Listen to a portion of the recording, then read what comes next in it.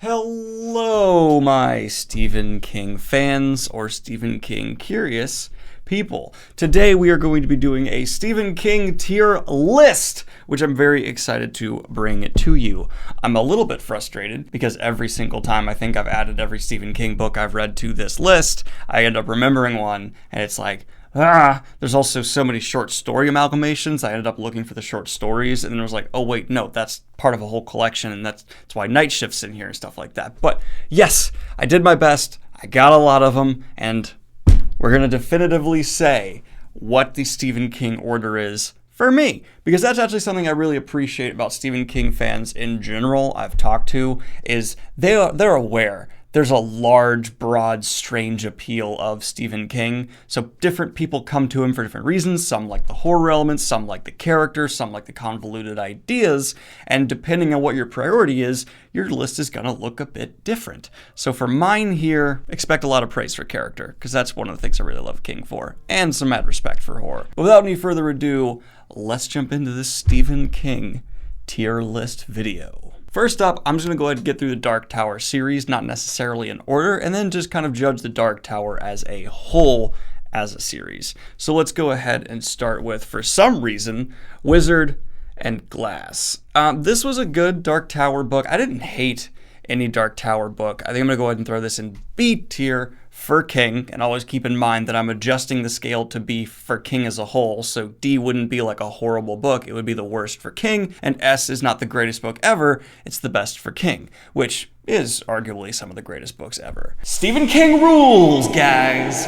Next up, we have Song of Susanna, which is one I liked more than most of the rest of the Dark Tower, and I've had some pushing back on that from some Stephen King fans, but hey, you know, that's your choice. Here's my choice. I like the really weird aspects of King, and there's some really weird stuff in Song of Susanna. But I think we can all agree the best Dark Tower book, and I just opened myself up to a lot of people being like, I don't agree with that, but that's all right. I get the comment, helps my video. The best Dark Tower book for me is Wolves of the Kala. I think it's a brilliant, brilliant, brilliant entry in the series, and probably my personal favorite. Next up, we have The Drawing of Three.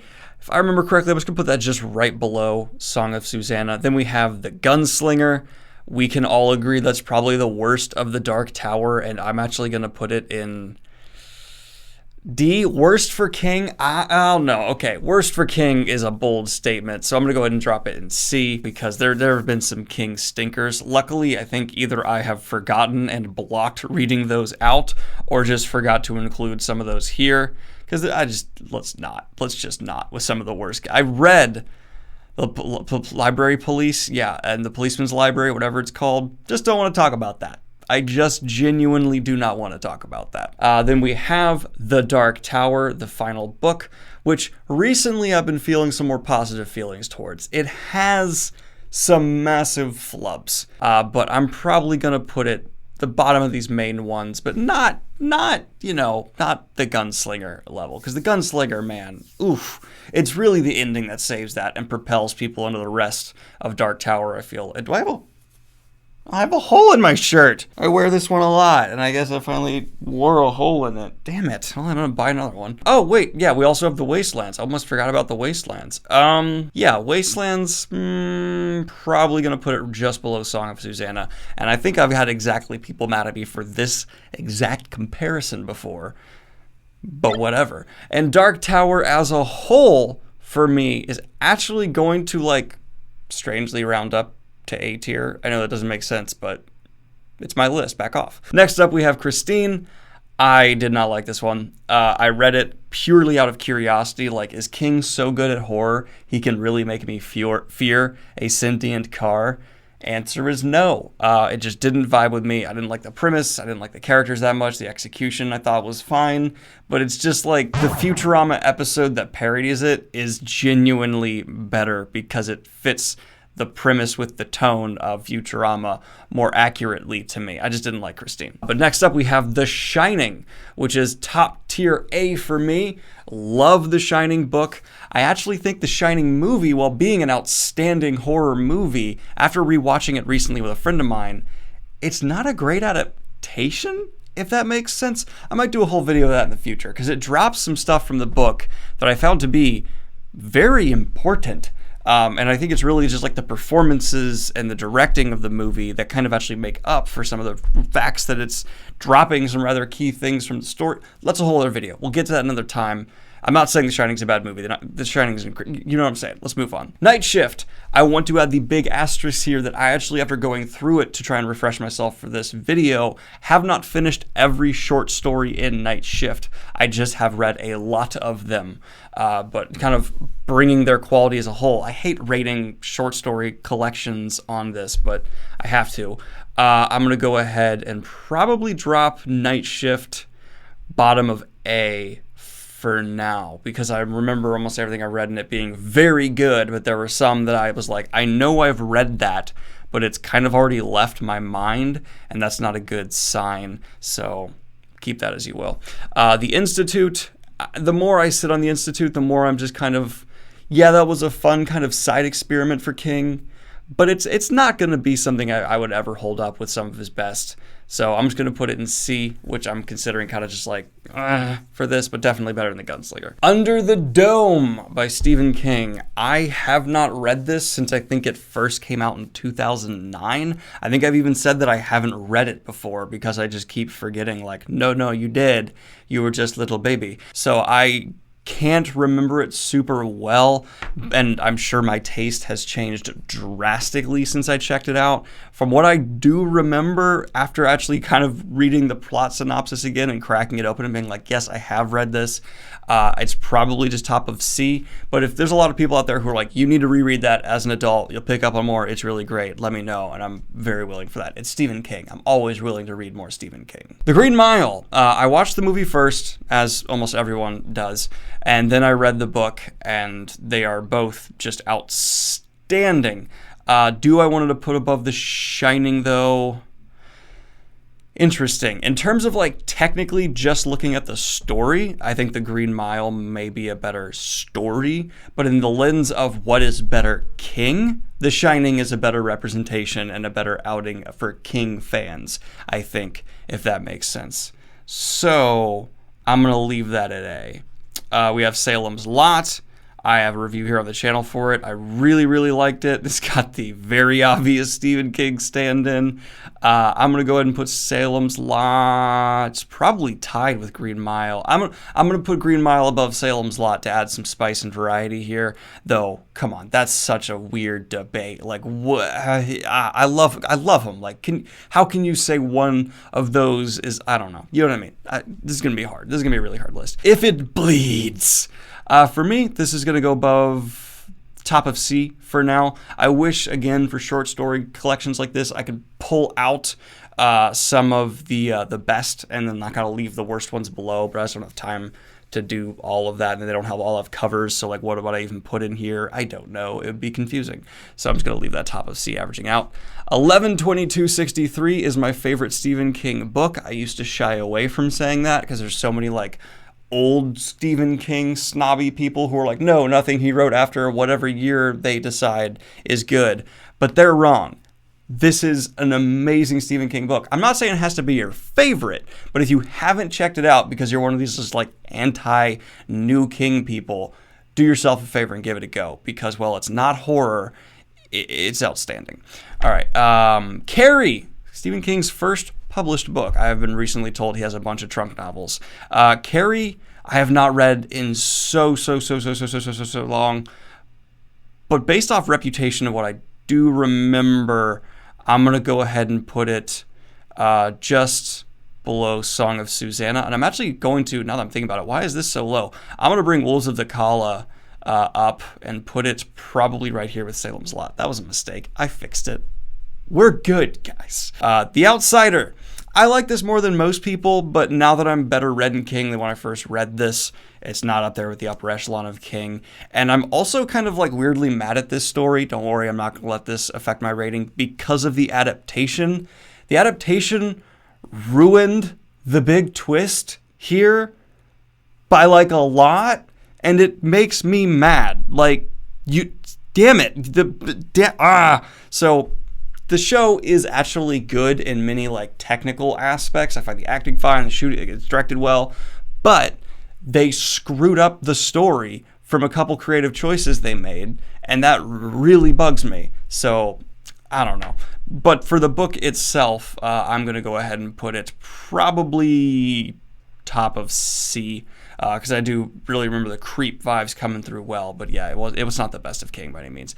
Misery. Do I want to put that above The Shining? Or am I just letting how outstanding that movie is taint my perception? God, no, it's such a good book. It's such a good book. Ugh, and so is The Shining. This physically hurts me right now. I'm physically in pain. I might vomit. I'm gonna leave it. I'm gonna call The Shining and Misery tied. I can't between the two. Different Seasons, collection of short stories. It has amazing ones like Shawshank Redemption. Definitely read this one. It doesn't get as much love, at least in the circles I've been in, as Night Shift. This one's really, really good. You should check this one out. It also has Stand By Me, so, you know, I think it's because it's not horror focused. This is like one of Stephen King's, like, I'm not doing horror, I'm doing something else things. And Stephen King succeeds a lot whenever he tries that. And I just think his fans need to be more trusting. That's why I think some people haven't read 11/22/63. So like, it's not horror and it's Stephen King. Why would I give it a go? Because he's also just generally a good author. Okay? God. All right. But yeah, I'm going to put this one just above Night Shift. It. I mean, it's it. Definite S tier. Stephen King, at that phase in his career, maybe his strongest outing. Pet Sematary. Am I also going to throw that in S tier? God, that book hit me hard, but I don't think it's better than The Shining. Yeah, I do, though. I know I don't. Man, this guy writes really well and diversely. Stephen King can just do all kinds of interesting stuff with horror and not horror.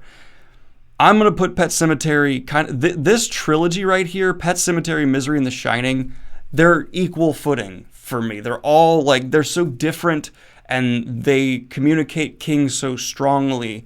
I can't definitively be like, Pet Sematary is better than Misery, better than Shining. Like, I don't know. If you put a gun to my head, so you pull out your pistol, and told me to order it, I would probably do that. I think. No, that. No, I don't know. I'm moving on. The Stand by Stephen King. I think I like The Stand better than It. Yeah. It's kind of been a bit burned out for me, book and the adaptations, because of how much they've just been shoved down every Stephen King fan's throat forever. And I think that's just honestly soured me towards It a smidge. But The Stand is definite S tier. Definite qualities of The Stand that are better than 11/22/63. I think The Stand is King at his creepiest. I mean, that tunnel sequence, holy God. The Stand is probably King's best horror, best thrills, best creep, maybe best character. Not ending. I think 11/22/63 holds Stephen King's best ending of all time. I won't get into it because spoilers, but tears. And, you know, It has the best villain for King. So I think those all have different appeals. Like, there's the best just solid story in 11/22/63, I think. I think there's the best, like, Kingisms, just all out, this is what King does with people for The Stand. And I think It has his best villain and him handling child characters magnificently, as well as incredibly strong Kingisms as well. Let's go ahead and look at A. Is there anything here I want to reorganize? These three, I almost want to pull apart in a trilogy of their own and be like, these are all S tier in their own right and worth the conversation. Green Mile, Salem's Lot, Wolves of the Call, Dark Tower as a whole, Different Seasons, Night Shift, yeah, Song of Susanna, Carrie, The Wastelands, Drawing of Three, Wizard and Glass, Dark Tower, Outsider, If It Bleeds. I think I'm actually going to put If It Bleeds above Outsider. No. That's a bad Daniel. That's a bad Daniel. Under the Dome, that's probably going to be the most pushback I get. The Institute, The Gunslinger, and Christine.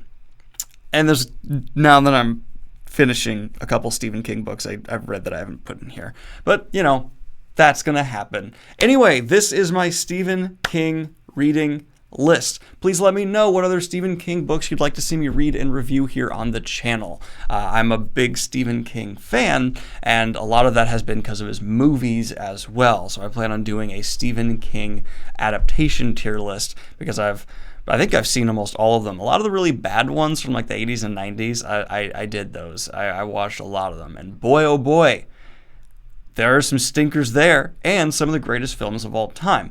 There needs to be a lot more discussion about the fact that if you look at like the 100 greatest films ever made, Stephen King books are the inspiration for a lot of them. Not like, 10, but like a notable number.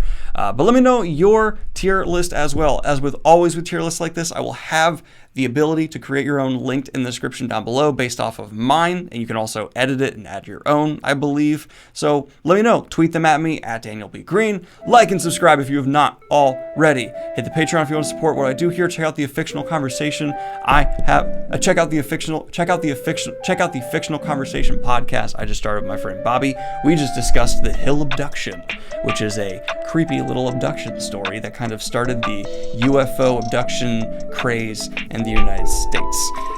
We had some good time, a lot of laughs. It literally starts with us laughing. Have a good one, y'all. Peace.